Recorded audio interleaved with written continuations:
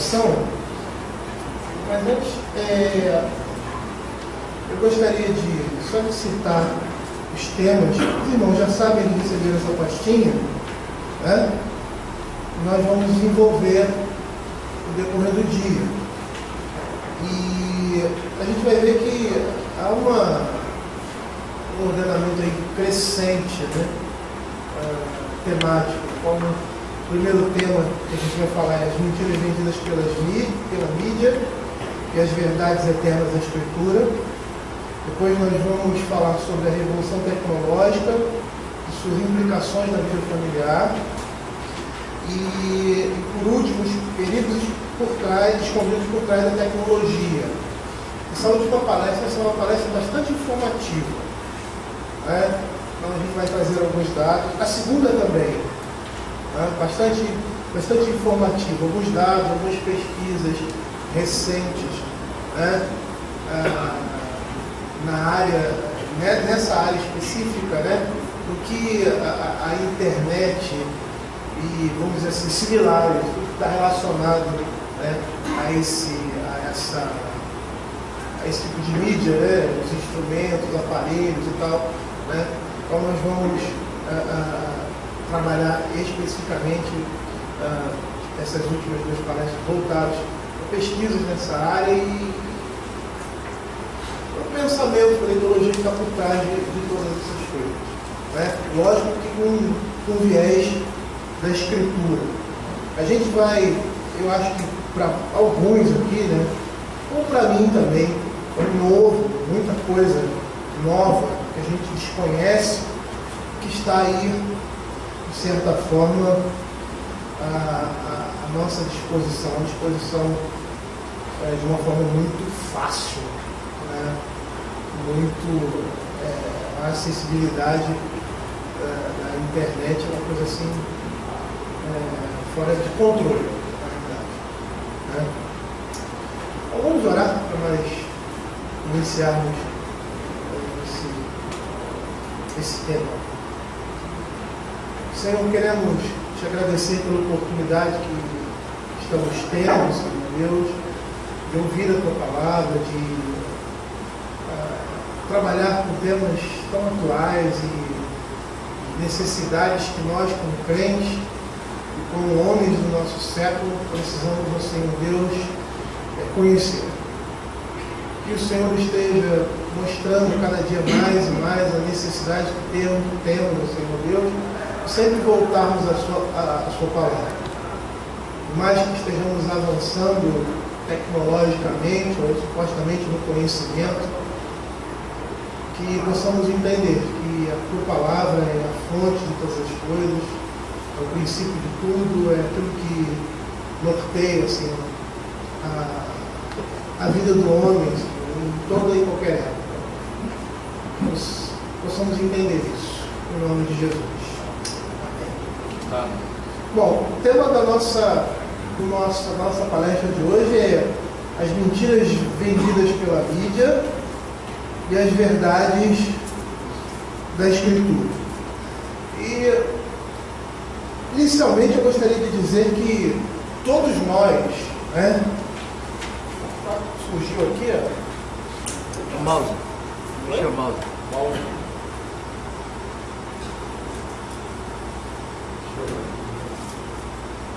Os cantos de tela aqui, né? Como é que funciona isso aqui? Vai ficar permanente a tela, que ela deu uma descansada. Aí.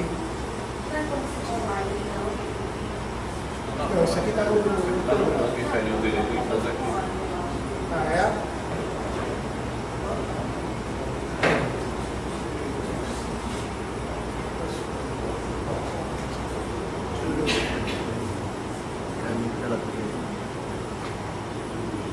Isso nos ajuda, não nos atrapalha, né? Tá. Então, assim, a gente precisa entender que todos nós vivemos a partir de uma ideologia. Esse é o principal ponto que a gente precisa entender. Eu não sei se vocês se lembram, na década de 80, por aí, Cazuza lançou uma música, né, que falava isso. A ideologia, eu quero uma para viver, ele se depara com uma realidade muito cruel na sua vida, por causa do tipo de vida que ele levava, né? Ele estava morrendo, e na sua morte, na sua condição, ele não conseguia ver explicação. Ele dizia, eu quero uma ideologia para viver. Né? E todos nós vivemos por meio de uma ideologia. O que seria uma ideologia? A definição do Ruais sobre ideologia seria o seguinte: é um sistema de ideias sustentadas por um determinado grupo, conjunto de convicções filosóficas, sociais, políticas, religiosas e etc., de um determinado grupo. Tá? Então, a ideologia é a forma de pensar, né? É um conjunto de verdades que um determinado grupo vive, ou sustenta, ou prega. Tá? E a gente vai perceber que toda ideologia, ela parte de uma cosmovisão. Hoje em dia a gente fala muito sobre cosmovisão, virou moda essa expressão, né? Então a gente vai perceber que uma ideologia, ela parte de uma cosmovisão. E o que é uma cosmovisão? É a visão de mundo, tá? Que nós temos. Eu tenho aqui também uma definição que peguei do Wise, dicionário, sobre cosmovisão, bem interessante. Ele diz assim: maneira subjetiva de ver e entender o mundo, especialmente as relações humanas, os papéis dos indivíduos e o seu próprio na sociedade. Assim como as respostas a questões filosóficas básicas, como a finalidade da existência humana, a existência da vida após a morte, e etc. Em resumo, a cosmovisão é uma visão de mundo. A cosmovisão é o óculos pelo qual a gente lê a vida. Né? Então, a gente vai perceber que a nossa cosmovisão, a maneira como a gente vê o mundo, ela é formada por tudo aquilo que nós acreditamos, e como verdade, e a partir disso nós regemos a nossa vida. E o que é interessante? O que é interessante é que todos nós temos uma cosmovisão, consequentemente, temos convicções, temos uma ideologia e vivemos por meio dela. Por mais que essa ideologia, essa cosmovisão seja inconsciente da nossa parte, tá? Mas ela vai orientar a nossa vida. Tá? Nós vamos viver por meio dessa ideologia, tá? A partir de uma cosmovisão, da maneira como a gente vê o mundo. Existe um teórico que chama James Sire, e eu gostaria de reproduzir a definição que ele tem de cosmovisão. Ele diz assim: a cosmovisão é um compromisso, é uma orientação fundamental do coração. Algo que pode ser expresso em uma história ou um conjunto de pressuposições. O que seriam isso? O que seria uma pressuposição? Afirmações que podem ser verdadeiras, parcialmente verdadeiras ou totalmente falsas. Que nós sustentamos essas pressuposições. E essa sustentação pode ser de modo consciente. Você pode ter consciência, no caso, eu quero uma ideologia para ver. Aparecia lá na música dele, no vídeo dele, um monte de ideologias religiosas, políticas. Você pode ter consciência dessa ideologia e segui-la. Isso pode ser inconsciente, muitas vezes. Você tem essa ideologia, você tem aquela visão de mundo, mas não sabe conscientemente. Você age a partir dela, mas não sabe que ela provém de um determinado lugar. Tá? Então ela pode ser consciente, ela pode ser inconsciente ou consistente. Quer dizer, pode ser verdade ou não, pode ser uma farsa ou não, mas mesmo assim você vive aquilo ali. Tá? E essas pressuposições que nós sustentamos sobre uma estrutura da realidade. Tá?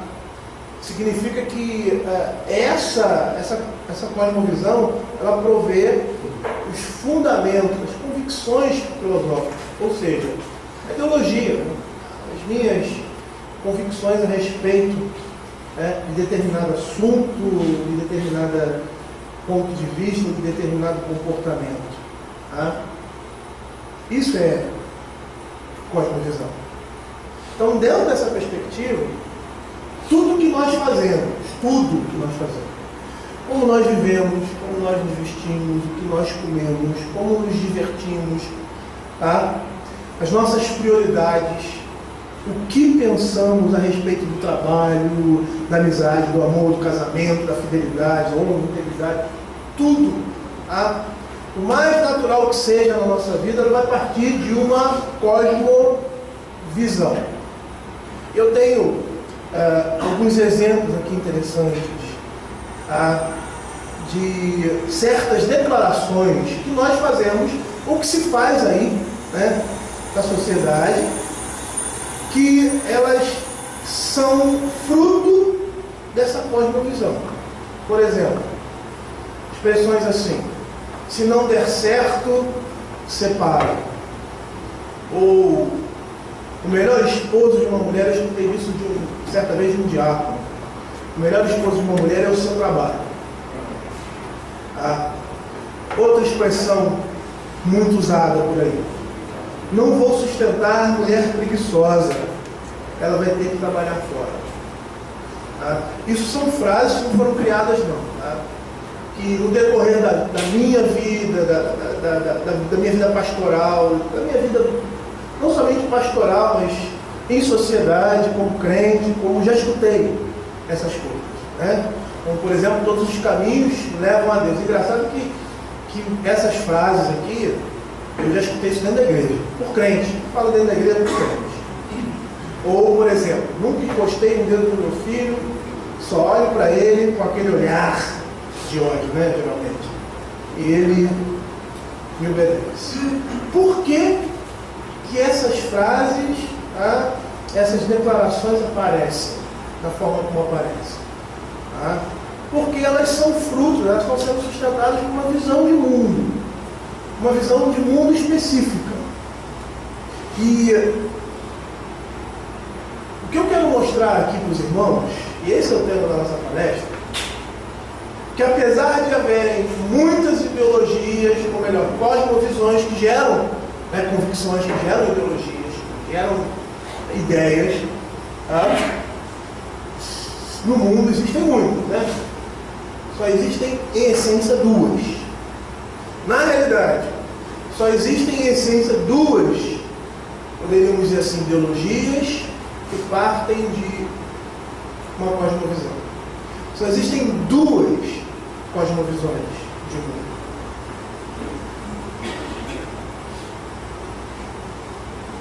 Uma que parte da Escritura, que é outra que parte do mundo. É interessante isso, porque se a gente olhar pelo aspecto da religião, você tem uma religião verdadeira. Uma, que é a religião cristã. E se nós não entendermos dessa forma, a gente já está morto, né? Era uma expressão que a gente usava no cursinho pré-militar, quando eu fazia curso pré-militar. Aí no quartel também, para dizer que já estava perdido, está morto. Só tem duas. Uma que parte da Escritura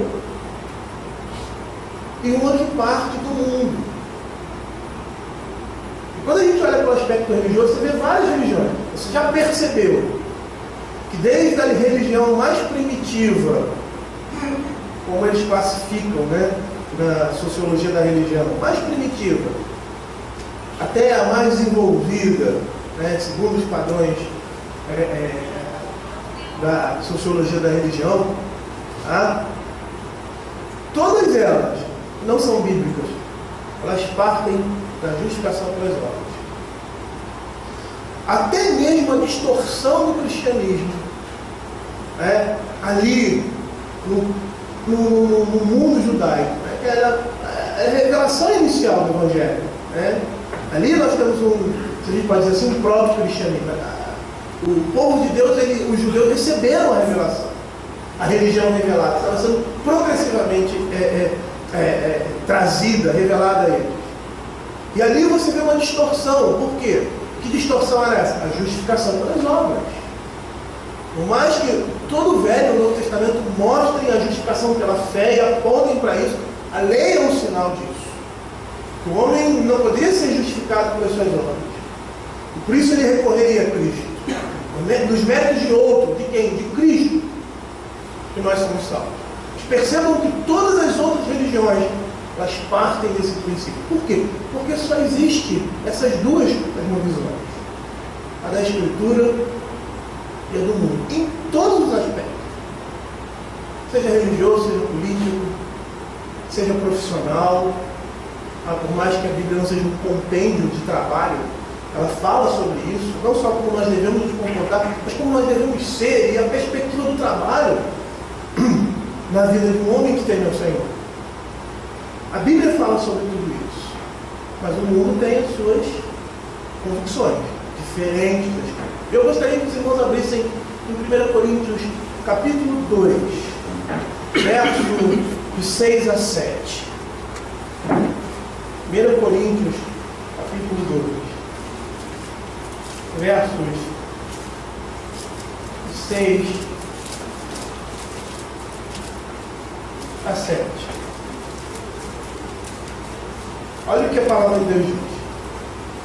Diz assim: entretanto, expomos sabedoria entre os experimentados, não, porém, a sabedoria deste século, nem a dos poderosos desta época, que se reduzem a nada, mas falamos a sabedoria de Deus em mistério. Perceba que Paulo está fazendo diferenciação entre a sabedoria de Deus e a sabedoria do mundo. E essa é a grande divisão. Por mais que existam várias ideologias, várias cosmovisões, em sua essência só existem duas. O que a Bíblia apresenta, o que a palavra de Deus apresenta e o que o mundo apresenta. Aí ele diz: mas falamos a sabedoria de Deus em mistério, outrora oculta, a qual Deus pré-ordenou desde a eternidade para a nossa glória. Sabedoria essa que nenhum dos poderosos desse século conheceu. O homem, por sua própria sabedoria, não conseguiu conhecer a sabedoria de Deus. Porque se a tivessem conhecido, jamais teriam crucificado o Senhor da glória. Então a primeira coisa que o apóstolo Paulo está dizendo aqui, que a sabedoria do mundo, a cosmovisão do mundo, é aquela que leva o nosso Senhor, Salvador Jesus Cristo, a ser crucificado. A sabedoria humana fez com que os homens rejeitassem e crucificassem o Messias. Nesse contexto nós temos também o judaísmo, que deveria ser a revelação da religião verdadeira. O que era naquele momento estava sendo trazido. O Evangelho trazido progressivamente. E o judaísmo, não nas suas deturpações, mas naquilo que a revelação mostrava, que nós chamamos de judaísmo, que são as Escrituras, era a verdadeira religião, que eles deturparam. Por quê? Porque usaram da sua sabedoria. E por que essas coisas acontecem? A Escritura explica. Lá em 1 João capítulo 5, verso 19. A palavra de Deus diz: sabemos que somos de Deus e que o mundo inteiro jaz no maligno. Há e nós falamos isso ontem, uma oposição clássica, categórica, cabal, entre o que a palavra de Deus fala e o que o mundo diz. Ao ponto de Tiago, lá no capítulo 4, verso 4, dizer que o homem que está envolvido com o pensamento desse mundo, ele é infiel. O homem que ama esse mundo, que ama a ideologia desse mundo, ele é inimigo de Deus. Ele diz assim: infiéis, não compreendeis que a amizade do mundo é inimiga de Deus? Aquele, pois, que quer ser amigo do mundo, constitui-se inimigo de Deus. Por que ele fala isso? Porque ele fala: vocês estão orando, mas de forma indevida. Não é dessa forma. Vocês estão pedindo determinadas coisas para esbanjar os seus próprios prazeres e deleites. Esse é o pensamento do mundo. Agindo assim, vocês são inimigos de Deus. E é isso que a gente precisa perceber. Eu acho que cada dia mais a igreja precisa perceber que há uma oposição clara Há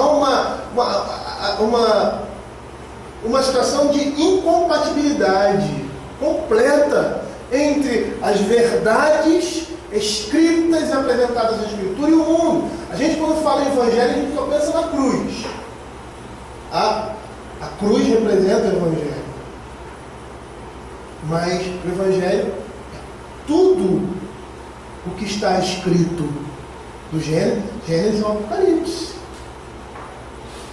Tudo o que está escrito na palavra de Deus, sobre os relacionamentos, sobre o papel do marido, tudo está apontando para a cruz. Eu não sei se vocês já perceberam isso. A mensagem central da Escritura é a cruz, é Cristo. E tudo aponta para Ele. É por isso que lá, quando se institui o casamento, Paulo diz assim, deixar homem pai e mãe, se unirá sua mulher e tornar-nos uma só carne, mas eu não me refiro, eu me refiro a Cristo e a igreja. Por quê? Porque foi isso que Cristo fez. Ele abandona a sua glória, vem a esse mundo e se une, torna um só corpo com a igreja. E o casamento é uma imagem do relacionamento de Cristo com a igreja. E, consequentemente, aponta para Cristo, para a cruz. É incompatível. Não tem como conciliar essas duas coisas. Mesmo porque, quando nós nascemos, nós já nascemos na iniquidade. Significa que já nascemos com pensamentos perversos e ímpios. Uma criança recém-nascida, ela já demonstra isso. Mais que você acha, que bonitinho, que gracinha, né? E tal, acha bonitinho e tal. A rebeldia da criança, desde a mais tenra infância, aquilo mostra iniquidade no coração dela. Por que uma criança rejeita a mãe colocar uma fralda nele? Ele está todo cheio de xixi. Por que ele não aceita isso? Ele deveria aceitar. Estou cheio de xixi, isso vai ameaçar. Né? Por que ele não aceita? Porque ele quer fazer a vontade dele. Ele não quer colocar fralda agora. Eu quero ficar sem fralda. Aí a mãe diz, não, você vai colocar fralda. E eu estou falando de uma criança que não fala. Mas isso já está no coração dela. E aí a mãe vai colocar a fralda, o pai empurra. O que é isso? Por que ela não permite? Por que ela não submete? Por quê? Porque ela já nasce com isso dentro de si. Eu poderia dar outros exemplos. Estou dando exemplo que eu lembro do meu filho, que aos 6 meses, né, teve esse tipo de comportamento. E a gente pensou, isso é rebeldia. É rebeldia já no coração da criança.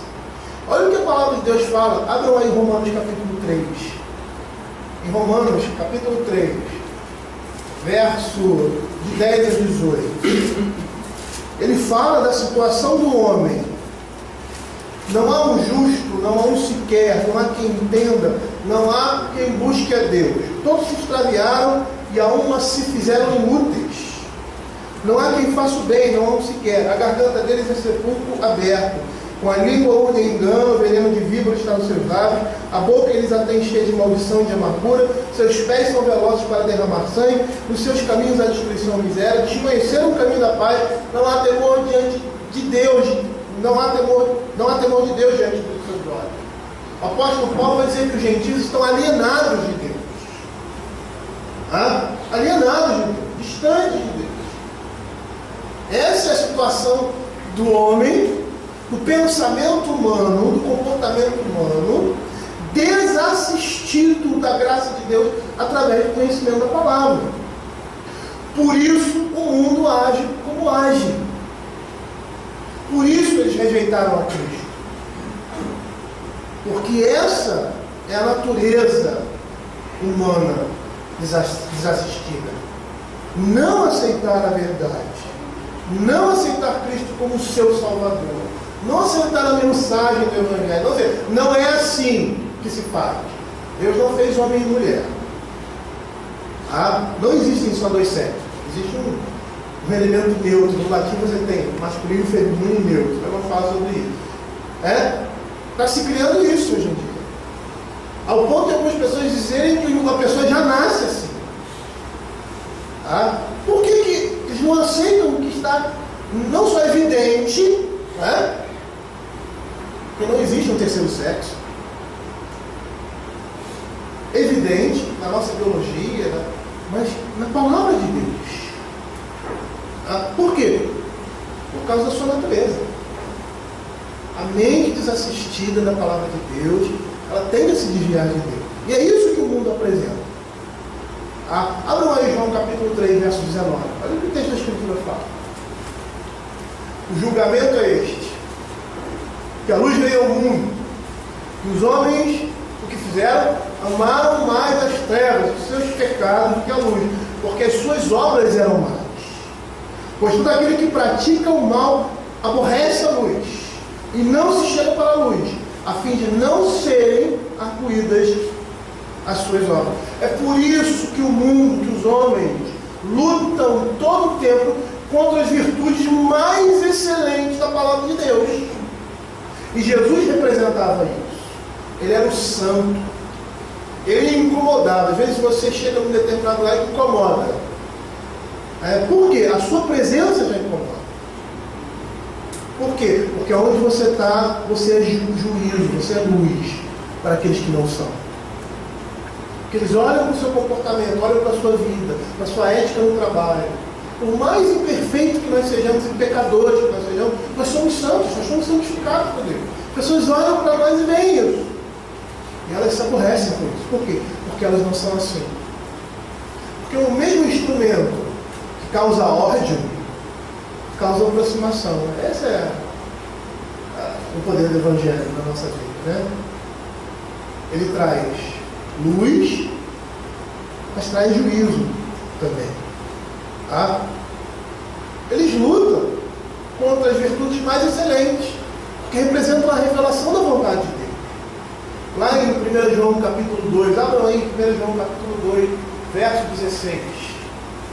A palavra de Deus diz o seguinte: olha o que diz a palavra de Deus. Porque tudo que há no mundo, a concupiscência da carne, a concupiscência dos olhos e a soberba da vida, não procede do Pai, mas procede do mundo.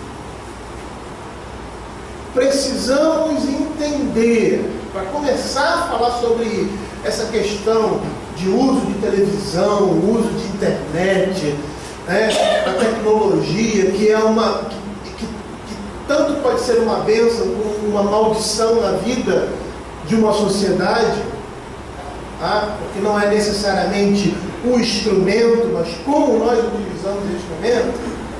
Nós precisamos entender que essas coisas estão na mão de quem? De homens ímpios. São eles que controlam essas coisas. E eu não estou chamando a igreja para tomar controle da mídia, não é nada disso. Mas nós nos prepararmos e entendermos o nosso tempo para que a gente possa viver de forma agradável a Deus. Por isso que o apóstolo Paulo, já no seu tempo, porque isso não é um acontecimento, algo que acontece só hoje, mas no tempo do apóstolo Paulo também, como todos os tempos, nós precisamos imperiosamente, como diz Romanos capítulo 12, verso 2 que nós falamos antes, não nos amoldar ao pensamento e ao comportamento do homem desse século, mas transformar pela renovação. Essas duas palavras são importantíssimas: transformação, metamorfose, e renovação. A ideia é redundante aí, é de uma transformação completa. Transformação de quê? Da mente. É no mundo das ideias, é no campo das ideias que nós temos a maior luta. Por quê? Porque ideias, pensamento, geram comportamento. E quando nós nos deparamos com esse texto do apóstolo Paulo, eu posso afirmar categoricamente que quando nós conhecemos a vontade de Deus revelada nas Sagradas Escrituras, nós somos obrigados a moldar as nossas vidas a partir de agora, pela vontade de Deus. É isso que a Escritura está nos mostrando. Por quê? Porque o pensamento e o comportamento, as atitudes do crente, elas devem ser remodeladas pelo conhecimento do Evangelho da graça de Deus. Calvino lhe diz certa vez, a respeito desse tema, ele diz assim: visto que o mundo jaz no maligno, então devemos despir-nos de tudo quanto pertence à natureza humana, se verdadeiramente anelamos vestir-nos de Cristo. Precisamos entender que nós já nascemos, eu e você, e temos isso dentro de nós, uma cosmovisão mundana e corrompida. Isso faz parte de nós. Se uma criança é deixada sem contato nenhum com a revelação, ela vai produzir uma cosmovisão, uma vida, ideias completamente contrárias à palavra de Deus, tendo a revelação natural. Porque nós temos a revelação natural, né? Alguns conceitos que você vê que são universais representam essa revelação natural. Lá em Romanos capítulo 2 fala, né? Deus colocou em nós, que foi corrompida pela queda, né? Então nós já nascemos assim. Se não é evangelho na nossa vida, o melhor que a gente pode produzir de religião, de comportamento, né? O melhor é inimizade contra Deus. E é isso que a gente precisa perceber. Por quê? Porque a cosmovisão do mundo, as ideias, elas mudam. Dependendo do tempo, dependendo da cultura, dependendo do lugar. Nós percebemos que a palavra de Deus é eterna e imutável. Nós precisamos ter isso em mente. A nossa opinião a respeito das coisas e o modo como vivemos, ele deve ser moldado, ele deve ser ditado pela Escritura.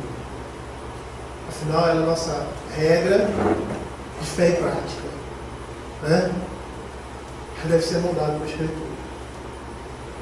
E a gente vê claramente essa oposição na Escritura. Várias vezes a palavra de Deus falando a nós crentes, como por exemplo Gálatas 5,17, que eu citei ontem, né?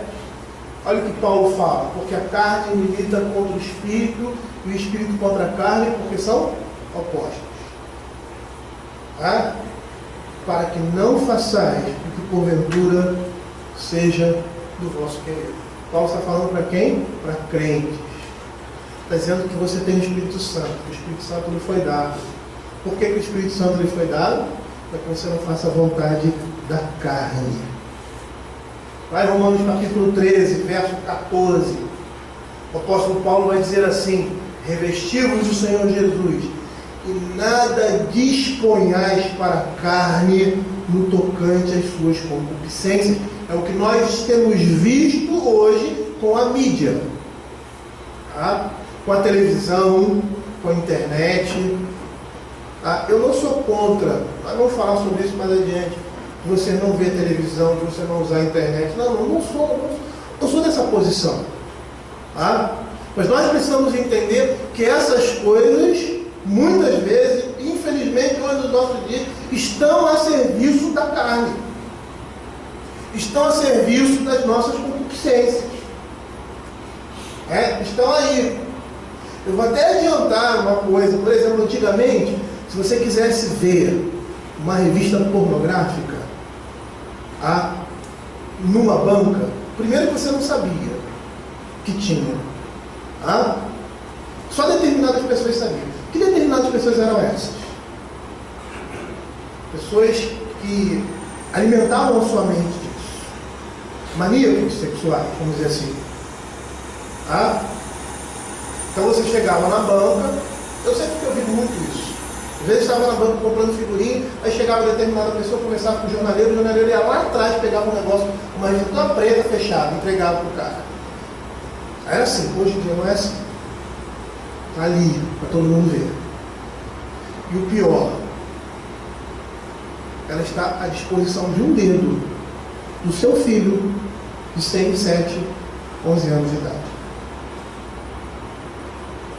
Tá? Eu não vou querer adiantar o assunto, mas nós homens, principalmente nós homens, somos atraídos pela pornografia. Se a gente não reconhecer isso, a gente está perdido. Por quê? Porque nós somos atraídos pelo aquilo que nós vemos. Mais do que as mulheres. As mulheres são atraídas pelo sentimento, pela sensibilidade. Nós não. Somos atraídos por aquilo que vemos. Isso é muito sério, porque essas coisas estão à nossa disposição. Antigamente não, estavam reclusas, ocultas. Hoje não. Só dando um exemplo, um dia desse eu estava fazendo uma pesquisa na internet, tá? E eu sou, mais horas vagas, professor de ensino fundamental, né? Dou aula para crianças de 10, 11 anos a 14 anos. É o segundo ciclo do ensino fundamental, né? Língua portuguesa. E aí eu estava fazendo uma pesquisa na internet sobre uma palavra e pum, coloquei aquela palavra na internet. Aí a segunda chamada no Google, a terceira era de pornografia. Aí quando eu fui pensar, não lembro qual era a palavra. Quando eu fui ver, aquela palavra tinha uma conotação, você poderia usar aquela palavra com uma conotação imoral. Uma coisa apareceu ali. Se eu clicasse, eu imediatamente ia ver coisas abomináveis. Quer dizer, isso é um grande perigo. Por quê? Porque todos navegam na internet. Sua filha navega na internet. Seu filho, de 4, 5, 6, 7, 8, 9, 10, 11, navegam na internet livremente. E essas coisas, tá, estão ali. É só ele colocar uma palavrinha que ele vai ver tudo relacionado com a palavra. Tá? A importância de nós entendermos isso. E de não só entender, mas nós sabermos agir nessas situações. Tá? Isso é gravíssimo.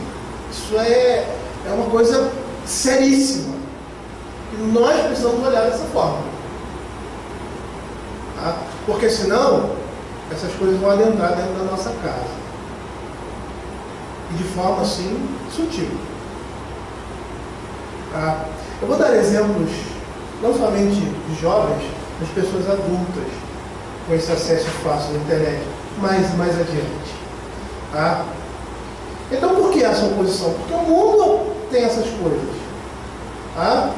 Porque o mundo tem e vive essa concupiscência. Porque nós, como homens, somos tendentes, a nossa carne é tendente a isso. E a gente sabe que existem 3 coisas que lutam contra a nossa alma, que são o mundo, o diabo e a carne. E o mundo, ou melhor, Satanás, tem a mídia, que é um instrumento que propaga o pensamento desse século de uma forma assim, voraz. E esse pensamento é demoníaco. E eles fazem isso de forma inteligente. É uma lavagem. Você...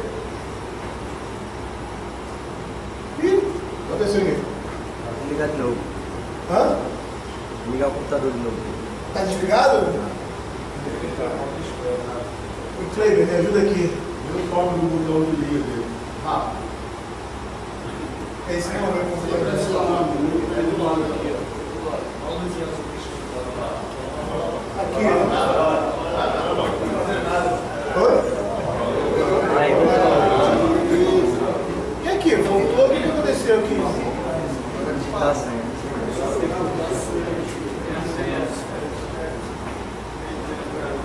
É porque ele ficou muito tempo sem usar, aí ele...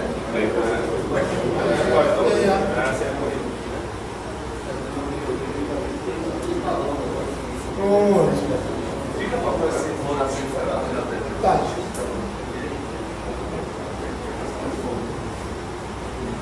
Não, passar. Tá?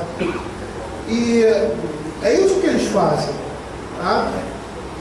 A mídia tem sido um instrumento na mão de quem? Satanás e do mundo. O mundo, com a sua concupiscência, com a soberba da vida, tem apresentado essas coisas por meio da mídia. E é interessante que esses que estão por trás, tá? Eles estão fazendo uma lavagem cerebral imperceptível. Aquelas pessoas que estão desavisadas, dispondo as concupiscências da carne ao telespectador. E a gente, segundo a Escritura, a gente percebe que nós podemos gozar de uma boa, perfeita e agradável vontade de Deus se tivermos mentes renovadas. Mas o mundo trabalha para corromper a nossa mente. E aí, nessa perspectiva, a gente pode ver que a mídia está propagando uma ideologia. A mídia está propagando uma ideologia. A mídia é uma das maiores armas que Satanás tem à sua disposição. Por quê? Porque a mídia está apresentando os nossos meios de comunicação, eles estão apresentando o modo de pensar e de viver no mundo, e não o que a Bíblia diz. O mundo apresenta as suas regras de vida, de comportamento, ou seja, a regra de fé e prática do mundo é diferente da regra de fé e prática da palavra de Deus. A Bíblia já diz que esse mundo jaz no maligno. E quando Paulo fala que precisamos ser transformados e não moldados ao padrão do mundo, ao caráter e comportamento e conduta do ser humano, a Escritura está apresentando aí claramente que existem dois campos distintos, completamente opostos: a palavra de Deus e o mundo. E a gente percebe que essa maneira, que é dessa maneira que o mundo quer imprimir esse padrão na mente dos homens. Isso é uma estratégia de Satanás. Isso é uma estratégia de Satanás. Eu não acredito em teoria da conspiração, o americano que gosta muito disso. Mas espiritualmente falando, existe sim uma teoria da conspiração. Satanás, desde o início ali da queda, ele tem um plano, que é destruir a igreja de Cristo. Destruir a vida dos homens. E ele consegue fazer isso, destruir a vida dos homens, mas não consegue destruir a igreja. Mas ele lança as suas armas. E a mídia tem sido um instrumento usado pelo inimigo. Está propagando conceitos antibíblicos, conceitos anticristãos, conceitos ateus. E como é que essas coisas são feitas? São feitas assim de forma escancarada? Não. É feita de forma sutil. É feita de forma sutil, de uma sutileza, de forma velada, para que nós possamos, com o tempo, aceitar determinados pressupostos, determinadas ideias que são antibíblicas, mas por serem introduzidas de forma assim tão oculta, tão velada, com uma aparência de boa, aí nós acabamos vivendo e trazendo isso para dentro das nossas casas, e pior, trazendo isso para dentro das nossas igrejas. Aí Paulo vai dizer assim: não se conforme com o mundo, transforme-se, faça uma metamorfose.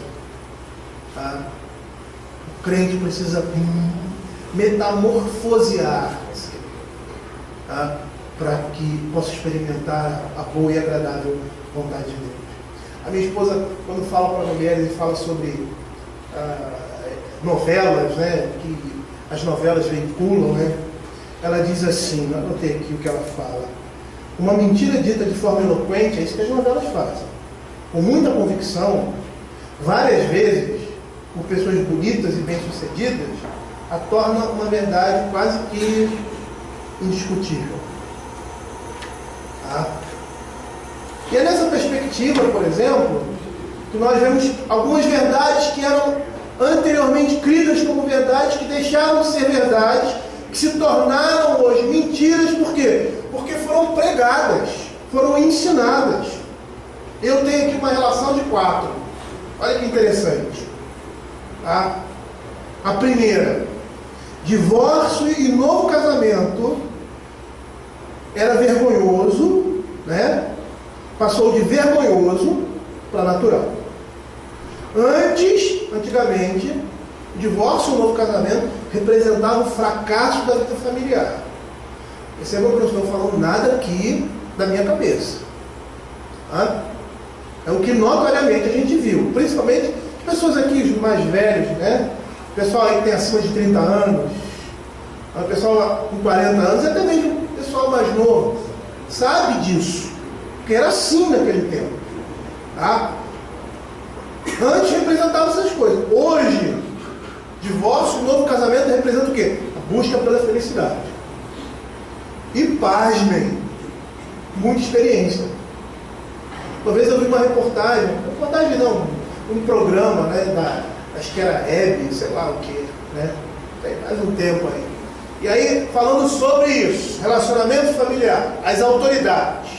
Aí um monte de mulher lá que tinha um monte de marido, algumas eram sei lá o que, prostitutas, né? Porque essas mulheres que aparecem nuas, peladas na televisão ou em revistas, elas são isso. E dentre eles, alguns casais, Fábio Júnior. Aí a entrevistadora chegou assim: Fábio, você que tem muita experiência, você já teve vários casamentos, fala aí sobre isso.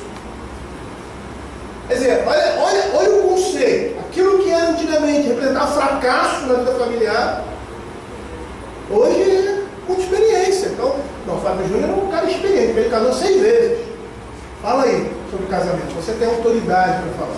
Como é que essas coisas agora se transformaram dessa forma? Como? De forma sutil.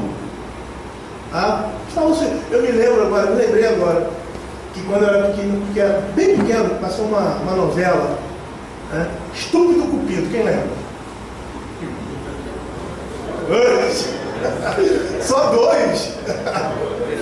Estúpido Cupido, né? Aí mostrava aquela juventude da década de 60, aquelas motos, aquela coisa toda. Eu era um garotinho, estava no ginásio, no primário ainda e tal, né? E a gente na escola até brincava. E aí no final da novela, os casais separados. No final da novela, não era os casais juntos, porque geralmente o que acontece, né? No final do filme, eles se juntam, se casam, eles não, eram separados. Os mocinhos lá, né? Não os principais, os amigos dos principais. O principal não. O principal deu certo o casamento, mas os amigos do principal, separados. Eles estavam separados. Aquele, se eu não lembro, Bederico, que era o meio alto rápido, e um outro lá, separaram das suas mulheres. Quer dizer, o que você está vendo aí? A sutileza, está vendo? O casamento, mocinho, mas olha, tem esse lado também. Um outro aspecto que era, há um tempo atrás, era visto como uma verdade absoluta, né? Que é o comportamento feminino, né? Como que o feminismo ele chega até as mulheres da nossa época, sem muitas delas conhecerem as suas idealizadoras. Simone de Beauvoir, já ouviram a história de Simone de Beauvoir? É terrível o quadro de vida dela. Ela foi uma das precursoras disso, do feminismo. Ideias antibíblicas.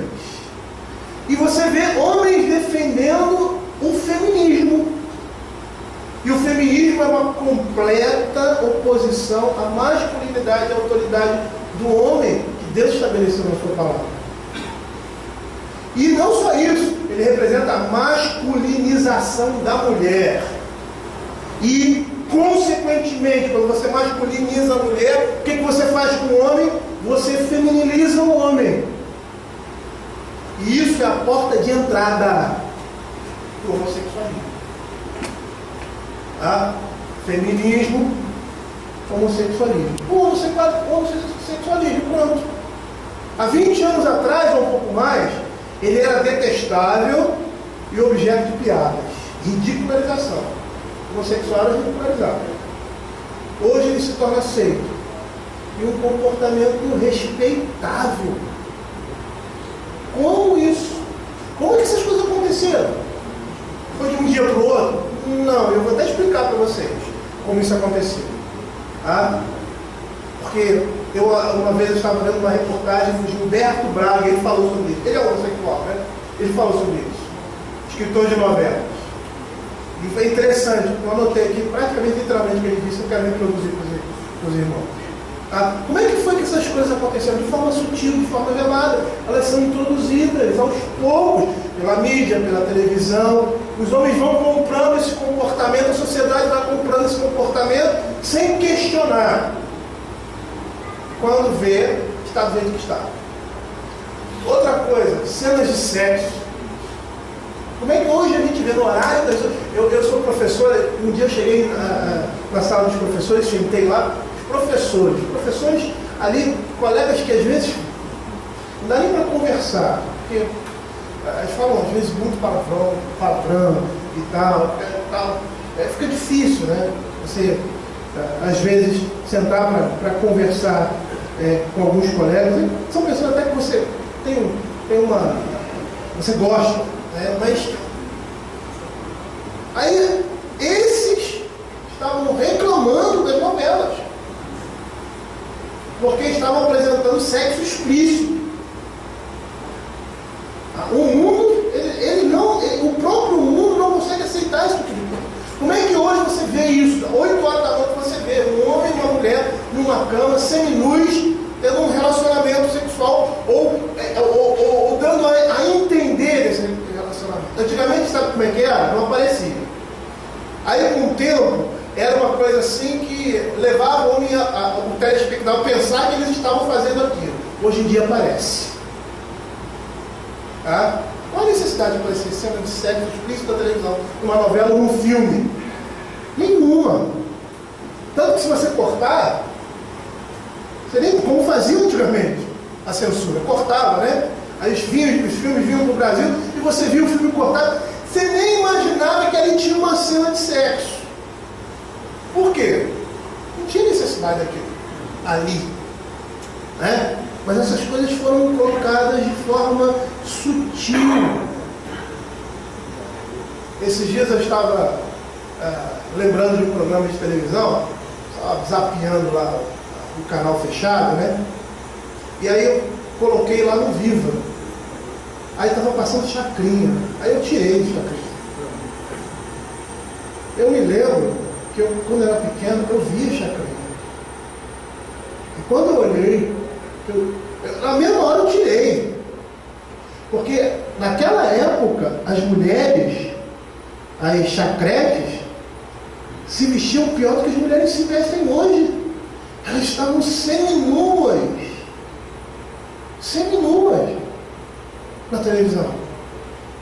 E eu fiquei chocado porque eu me lembrei, mas eu via isso, eu era pequeno, eu via isso. Como é que pode? Como é que isso é possível? Se hoje eu não consigo nem, porque isso me choca. Porque é imoralidade, ainda é pornografia. E como que essas coisas chegaram a esse ponto? De forma sutil, de forma velada. Tá? Gilberto Braga, dando uma entrevista na televisão, ele disse como inseriu personagens homossexuais para que eles fossem aceitos. Olha o que ele diz. Primeiro, eles eram pessoas bondosas, amigáveis, carinhosas. Quando eles eram aceitos pelo público, inicialmente deixava-se meio aparente que tinham preferências homossexuais. A coisa ficava na dúvida. Essas pessoas eram ricas, bem-sucedidas, inicialmente personagens secundários. Aí ele disse, dessa forma eles caíam na graça do telespectador, que sublimava ou desculpava, isso conclusão minha. Né? Essa é a condição. No final da novela ele percebe que aquele cara, que aquela mulher, somente homem, né? O cara tão legal, tão amigo, tão. O cara, né? Não é o personagem principal, é o personagem secundário. Mas ele é importante na trama. Ele era gay. Aí falou assim, não, vou dar um desconto. Você já estava apaixonado pelo personagem, você já gostava dele, então você sublimava aquela situação. E dessa forma nós fomos engolindo. Nós, eu estou falando sociedade. Tá? E hoje está do jeito que está. Eu nunca vi tanto homossexual hoje em dia. E eu fico pensando assim, rapaz, esse cara, às vezes eu vejo um senhor de cabeça branca, eu falei, pô, não dá tempo. Porque naquela época, na minha época, isso não era moda. Isso não era um comportamento aceitável. Então ele se tornou agora. Sempre como a mídia ela está mostrando uma opção, é uma opção. Você pode ser homem, pode ser isso. Tá? Agora, quando você vê que os nossos filhos estão tendo contato com isso, a coisa se torna mais complicada ainda. Porque se um homem na idade adulta, tá, ele toma esse tipo de comportamento, imagina um adolescente, uma criança, que está sendo moldado nisso, está vendo essas coisas. Tá? John Bunyan é um escritor puritano, ele escreveu O Peregrino, não só O Peregrino, como A Peregrina e Jornada para o Inferno. Tá? Tem alguns outros livros, se eu não me engano, mas eles são mais conhecidos. Tá? Ele diz assim, o diabo nunca teme perder um pecador, desde que possa mantê-lo calmo. Se o diabo puder manter o pecador acomodado a uma vida pecaminosa, a uma morte tranquila, o pecador se tornará a sua propriedade. Estar em paz com o pecado é um dos maiores sinais de um estado passível de condenação. Vocês conhecem não sei se... aquela situação de você colocar um sapo numa panela e esquentar a panela? Se você bota ele na panela quente, ele pula. Mas se você coloca ele dentro da panela, eu nunca fiz essa experiência, e liga e aquilo vai esquentando, ele não percebe. Ele morre cozinhado, frito lá. Tá? É isso que eles estão fazendo conosco. Tá? O mundo está entorpecido pelas mentiras de Satanás, que são acalentadas pelo nosso coração corrupto. Olha o que a Bíblia fala a respeito disso. Primeiro texto, 2 Coríntios capítulo 4, verso 3 e 4.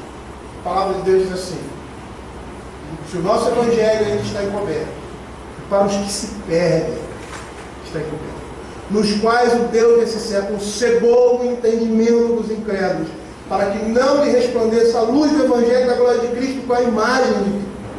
Em Jeremias capítulo 17, 9, ele vai dizer que o coração do homem é enganoso mais do que todas as coisas e desesperadamente corrupto. Essa é a natureza humana. E por mais que a gente tenha aversão a um tipo de pecado ou outro, nós estamos sendo, que nem esse sapo, levados a aceitar essas coisas e a não reprová-las. Tá? John Bunyan ele vai dizer o seguinte: pelo juízo de Deus, os ímpios são impedidos de ver quem são e para onde vão, até afundarem-se entre as chamas. Nós não podemos ser esse sapo. Tá? Nós não podemos ser assim. Por quê? Precisamos entender que o mundo já é do maligno e que o Evangelho, por causa disso, é uma contracultura. E precisamos constantemente, como o apóstolo Paulo fala, transformar a nossa mente, ou metamorfosear-se. É uma palavra difícil, né? É isso. Por quê? Porque se não for assim, nós corremos o risco de um dia chegarmos diante do Senhor e o Senhor dizer assim para mim: nunca vos conheci, afastai-vos de mim, que praticais a iniquidade. Existem alguns pensamentos deste mundo que todo mundo acha absurdo. O mundo acha absurdo. Por exemplo, todo mundo acha absurdo dar dízimo. Todo mundo acha absurdo levar prejuízo. Todo mundo acha absurdo ter muitos filhos. Todo mundo acha absurdo amar quem te persegue. Todo mundo acha absurdo disciplinar os filhos com vara, castigo físico, segundo a Escritura. Todo mundo acha absurdo sexo só depois do casamento. Esse é o pensamento do mundo. Ou nós pautamos a nossa vida pela loucura do Evangelho, ou pela sabedoria do mundo. Aquela sabedoria que crucificou a Cristo. Abram aí, eu gostaria que vocês abrissem. Abram aí. 1 Coríntios, capítulo 1, verso 18 a 25. O grande problema nosso é nós não estarmos atentos a isso. É como o sapo. Nós estamos ali na panela, a coisa está esquentando, você não está percebendo. Esse é o nosso grande problema como igreja, como crente. Não estamos atentos, não estamos atentos ao nosso coração. Não percebemos que a nossa carne deseja essas coisas. Essas coisas mais vis e abomináveis são apetitosas à nossa carne. E quando a gente não percebe isso, que o nosso maior inimigo, aliado de Satanás, ele mora dentro da gente, que chama carne, a gente está perdido. Desconhecer o nosso inimigo é perder a batalha. Eu já fui militar, eu fui sargento do exército.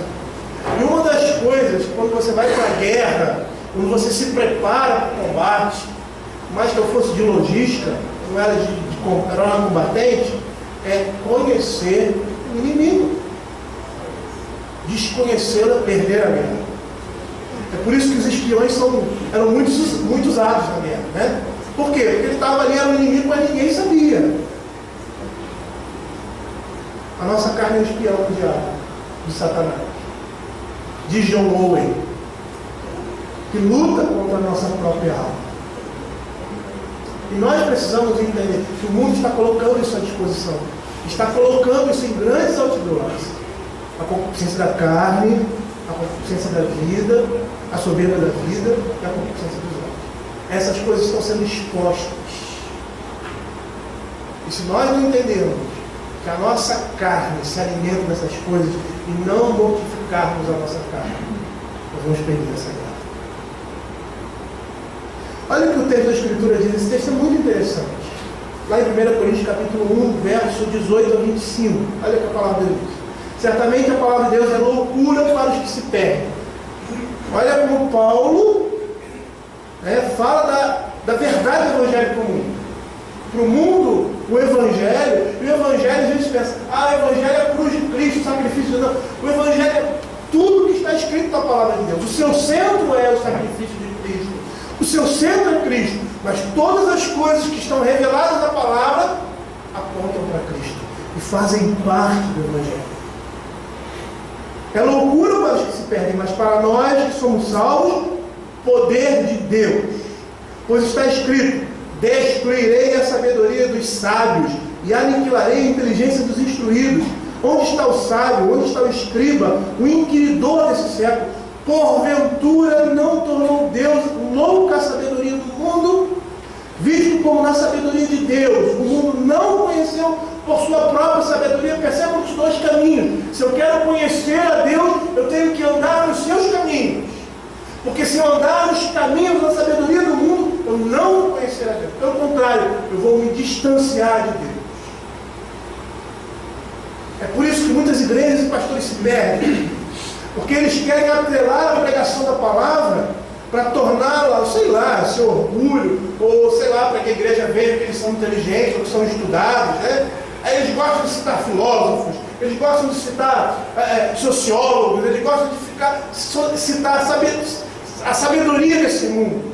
Não para compará-la com a sabedoria da palavra de Deus, ridicularizando essa sabedoria, ou colocando a sabedoria de Deus acima dessas coisas, mas como se elas fossem fundamentais fundamento ou ajudassem a nós a entendermos a palavra de Deus. E aí por isso muitos se perdem, porque Deus torna louca a sabedoria desse mundo. Visto como na sabedoria de Deus o mundo não conheceu por sua própria sabedoria, aprove Deus salvar os que creem pela loucura da pregação. Porque tanto os judeus pedem sinais, como os gregos buscam sabedoria. Percebam aí que é o mundo de um lado e a religião do outro. Uma religião de homens. Mas nós pregamos a Cristo crucificado, escândalo para os judeus, loucura para os gentios, mas para os que creem, os que foram chamados, tanto judeus como gregos, pregamos a Cristo, poder de Deus, sabedoria de Deus, porque a loucura de Deus é mais sábia do que os homens, e a fraqueza de Deus é mais forte do que a dos homens.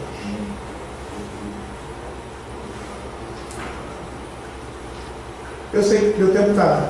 Eu gostaria de adiantar. Eu gostaria de passar logo para a parte final. Eu disse que a mídia tem feito uma lavagem cerebral em nós, né? Filmes, novelas, seriados. É isso?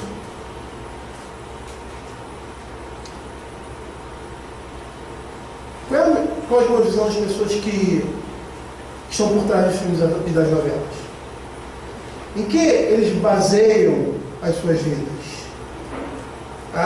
Eu não estou dizendo, não quero dizer que tudo que está aí no mundo é ruim. Não, não é. Não é. Mas nós não podemos deixar levar pelas mentiras que são apresentadas e que são veiculadas por aí, e recebemos isso com tolerância, até mesmo com compaixão. Qual é o objetivo da propaganda? Quais são os objetivos da propaganda? Olha, quem lembra disso aqui? Hollywood é um sucesso, né? Eles eram uma propaganda de cigarro, né? Cigarro, aí aparecia gente saudável, de moto, de carro, mulheres bonitas, homens na praia, naquela época era época de surf, aquela coisa toda, chamando a atenção das pessoas. O propósito deles era promover o bem-estar dos homens que usam o cigarro? Não. A glória de Deus? Muito, muito menos. O que nós temos visto na televisão é nossos filhos sendo treinados para consumir e fazer desse consumo um ídolo. Crianças que precisam ter uma mochila nova. Compra a mochila, esse ano a mochila está zerada. Mas ano que vem tem que mudar, porque mudou o super-herói. Aí muda a mochila. Celular está ultrapassado, né? Tem criança que tem, eu nem sei o que é isso, iPod, iPad, nem sei a diferença. Tem criança que tem isso. O jogo tem, surgiu um jogo novo, aquele que se tornou ultrapassado. Qual o objetivo dele? O objetivo deles é vender, eles querem vender. Você precisa ter a marca da moda, você precisa ser aceito, né? Para você vestir essa roupa, você vai ser aceito. Então, se eu tiver esse tênis, você vai ser aceito. Está dizendo o seguinte: olha, eu vou ser admirado pelo que eu tenho. O que eu tenho vai dizer quem eu sou. É isso que a mídia está ensinando. As pesquisas dizem que canais infantis apresentam mais de 30 mil anúncios por ano. As pesquisas de marketing afirmam que 80% das marcas compradas pelos pais resultam da influência de crianças de 7 a 12 anos. Segundo o estudo de uma ONG, Consumer Insight, nas compras de carro, as crianças dessa idade, de 7 a 12 anos, têm 60% do poder de decisão. 67% do poder de decisão. Sabe o que significa isso? Significa que a mídia está imprimindo na cabeça dos nossos filhos ideias adultas, comportamentos adultos. E nessa brincadeira, desenhos animados e revistinhas têm entrado nessa lista. Tem sido instrumento para doutrinação quanto a princípios morais distorcidos. Vocês sabiam disso? Ah? Você sabia que hoje em dia há uma pregação com relação à confusão de sexo, ou melhor, gênero? Essa expressão gênero já é uma distorção da diferenciação entre sexo masculino e sexo feminino. É uma palavra que tem sido excessivamente usada. Tá? Por quê? Porque hoje em dia estão mostrando nos programas de televisão, em alguns desenhos, até em revistinha de Mônica, que tanto faz ser menino e ser menina. Que isso é uma diferença só de uma construção social. Aí eles usam essa expressão gênero. Gênero é uma categoria das línguas, tá? De classes de palavras a partir de contraste. Masculino, feminino, neutro, né, inanimado. Então, por exemplo, cadeira é gênero feminino. Cadeira tem sexo? Não. Tá? Cadeira é do gênero feminino, por quê? Porque tem um sufixo formador do feminino na língua portuguesa. Então você classifica como, aí você diz, gênero. É isso que eles estão fazendo. Essa expressão está sendo usada concorrentemente, reiteradamente. Por quê? Porque eles querem apagar esse tipo de ideia. Esses dias a minha esposa escreveu no site, mais 5 minutinhos, sobre Frozen, aquele desenho. Frozen, né? O desenho que está bombando aqui. E ela escreve Mulheres Piedosas. E aí a responsável pelo blog lá, né? Ela parece que mora nos Estados Unidos, não sei. Ela falou, olha, Simone, está acontecendo isso. Esse filme, ele foi uma produção para a introdução do comportamento homossexual. Se ela não tivesse dito isso, eu não teria descoberto. Tá? E aí eu fui ver o filme. Cara, é sinistro. Tá? Esses desenhos, eles estão de forma sutil e velada, querendo inculcar nas crianças uma noção de homossexualidade. Minha filha, a gente tem um grupo na igreja que se reúne sempre. Os rapazes se reúnem, às vezes na minha casa, na casa de um presbítero. As meninas se reúnem de várias idades. E a minha filha, ela tem 17 anos, ela é responsável pelas meninas mais novas. Então elas vão lá para casa, almoçam lá em casa no dia de domingo, e aí eles têm um tempo de estudo. E aí elas estavam falando sobre esse filme. Aí uma das meninas chegou assim, eu vi. Aí ela, tem no filme uma parte, uma menina de 7 anos, tem uma parte do filme que tem uma família lá que só tem homem, eles são casados. Eu falei, que isso? Aí eu fui ver o filme. Fui ver. É na hora que a irmã da Frozen entra no estabelecimento para comprar um rapaz para comprar um negócio lá para escalar. Aí tem um senhor grande, muito estranho, né? E é interessante porque eles disfarçam essa estranheza com um sotaque um pouco diferente. Aí pergunta para ele assim, onde está sua família? Ele aponta. Aí eles estão ali dentro, parece que é uma casa, não sei, ele vê pela janela. Aí tem 2 crianças e um homem. Uma coisa assim muito sutil. Eu jamais perceberia, mas ela percebeu. A criança percebeu. Aí ela disse assim, ele só tinha homem na família. Ele um era casado com o outro. Olha a conclusão que ela tirou. Aí quando eu for ver o filme, a expressão portas são abertas. É muito comum abrir porta, estar livre da repressão, sair da obscuridade, do oculto, a maneira como a menina principal se veste. Até o próprio desfecho do filme, o desfecho seria o seguinte, a menina congela a outra no final ali, elas já estão adultas, e só um beijo de amor poderia descongelá-la. E aí, um beijo, um toque de amor. Quem toca nela, irmã?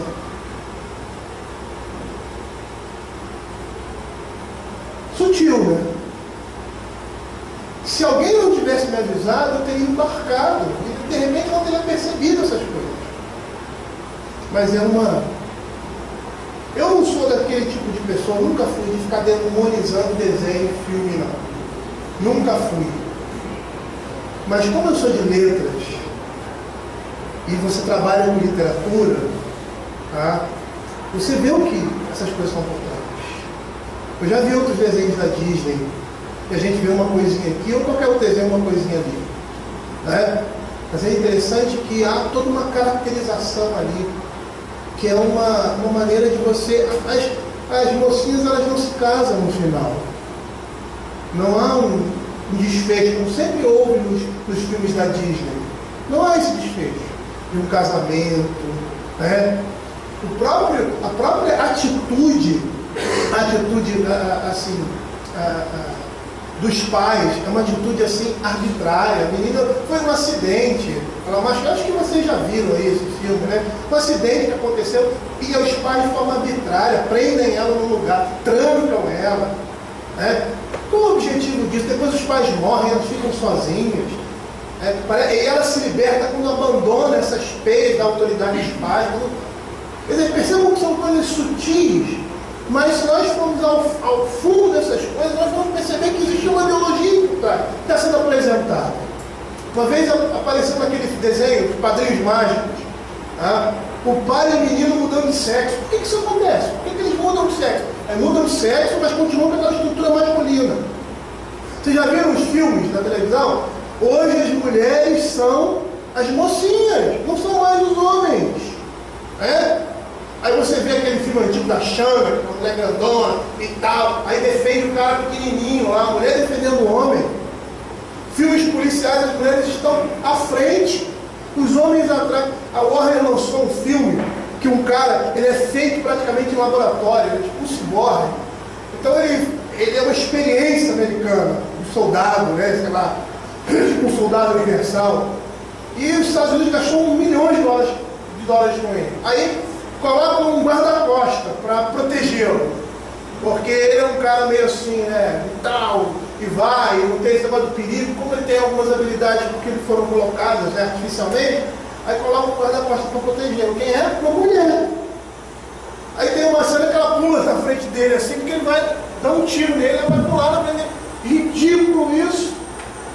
Ele mesmo falou: ei, rapaz, eu que tinha que te proteger, que você vai me proteger, eu sou paga para ele. São mudanças de padrões que nós não percebemos e nós estamos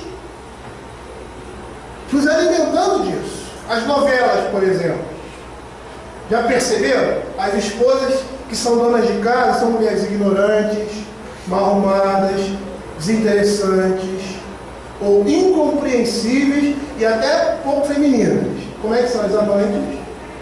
Bonitas, inteligentes, de uma personalidade forte, carinhosas, compreensivas.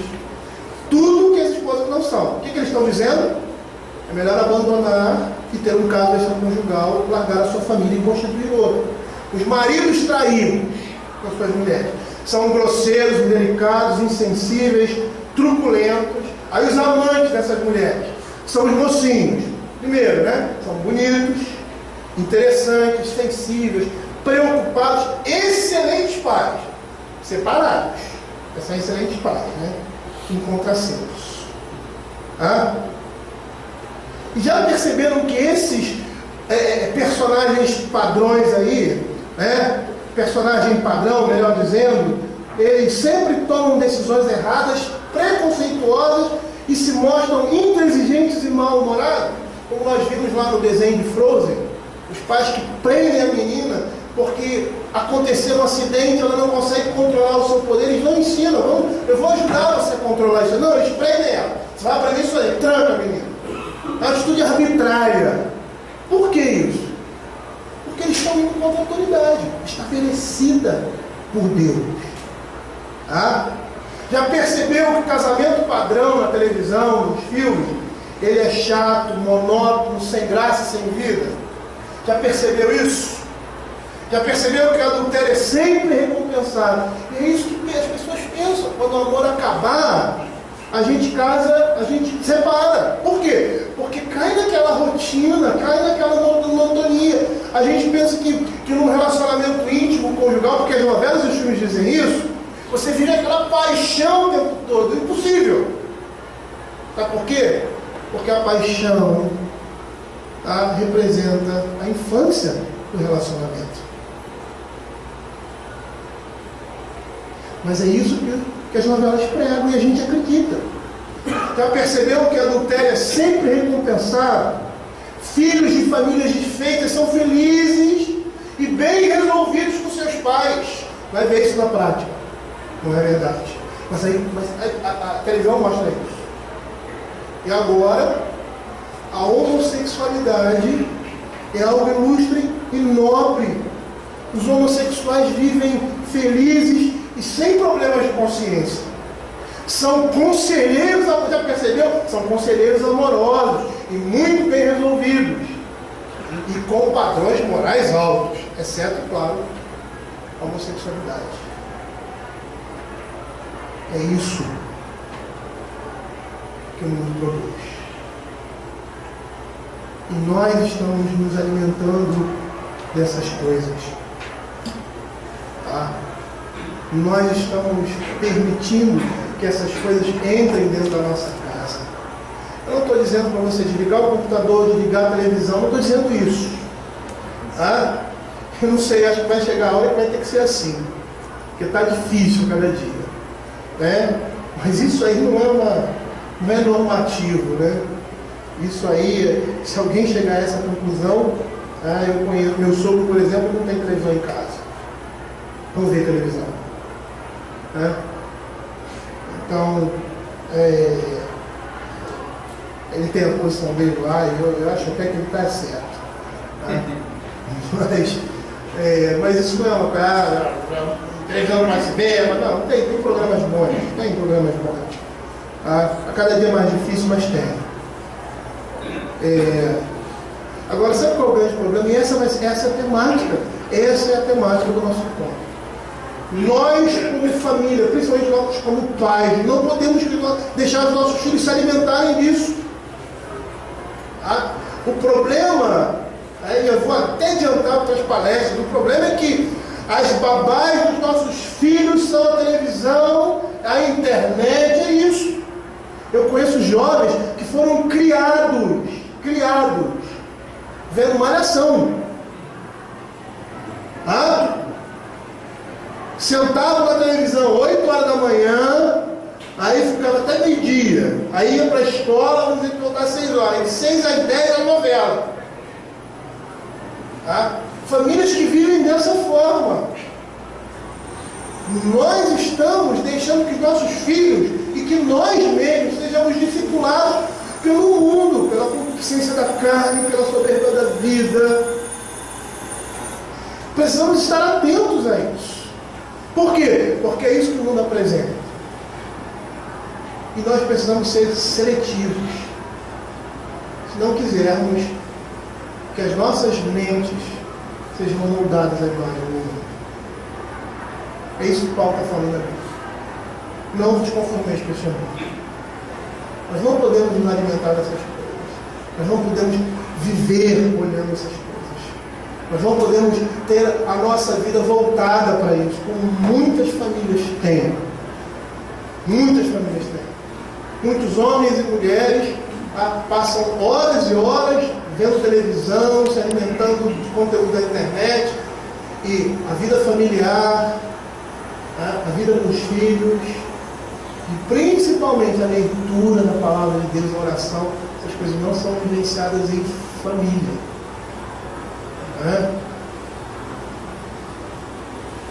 Isso que a gente está vivendo não é novo. Os instrumentos são novos, mas a situação já foi vivida, e em toda geração é vivida. Existem sempre algumas coisas que o mundo está apresentando para nós, para tirar a nossa atenção da palavra de Deus, nos moldar, segundo. E nós precisamos estar atentos. Nós precisamos entender que existem duas realidades completamente contrastantes.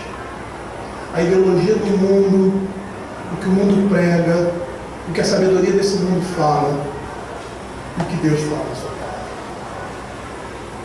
E a partir daí, começarmos a agir. Às vezes você está vendo um bom filme com o seu filho, como já aconteceu, aí aparece um negócio, aí você chega e fala, está vendo isso aqui? Isso é errado. Isso é pecado. Isso é inadmissível para nós. A gente não pode aceitar isso. Né? E qualquer outra coisa que você esteja vendo ou lendo, ou que o seu filho lê, seu filho está em formação. A formação dele é até o momento que ele sai da sua casa. Tá? Meu filho mais velho tem 22 anos, vai fazer 23 anos. Ele está em formação ainda. No dia que ele sair de casa, é ele. Mas enquanto ele estiver em casa, o que eu vi de errado, o que eu puder chamar a atenção, corrigir, elogiar, eu vou fazer. Não, isso está errado, meu filho. Assim, não, é dessa forma. Por quê? Porque ele está debaixo da minha responsabilidade. No dia que ele sai da minha casa, não é que eu não vou deixar de aconselhar, mas vai ser diferente. Agora é meu cabeça. Agora é com ele. Então nós não podemos perder essa oportunidade, desde a mais terra infância. Esses dias eu estava na casa de uma irmã, a esposa do pastor Vitor, ela tem uma criança pequenininha. Ela começando a falar, sabe? Aí ela falou um negócio, a criança virou e ela, me dá um pão, agora de porta, ela virou e deu um pão. Aí ela falou, a gente às vezes acha que ela não entende, mas ela entende muito bem o que a gente diz. Uma criança que deve ter 1 ano de idade. Nossos filhos entendem. Então, essa criança de 7 anos chegou a uma conclusão que eu, bobão, não ia chegar se eu não tivesse atento. Ver o filme, ele deve ser casado, porque a família dele tem 2 homens e 2 crianças ali, ele disse que é a família dele, então ele deve ser casado. Que conclusão ela tirou? Da onde ela tirou isso? É porque ela tem visto isso. Nós precisamos ter essa consciência. E a partir daí, sermos instrumentos na vida dos nossos filhos.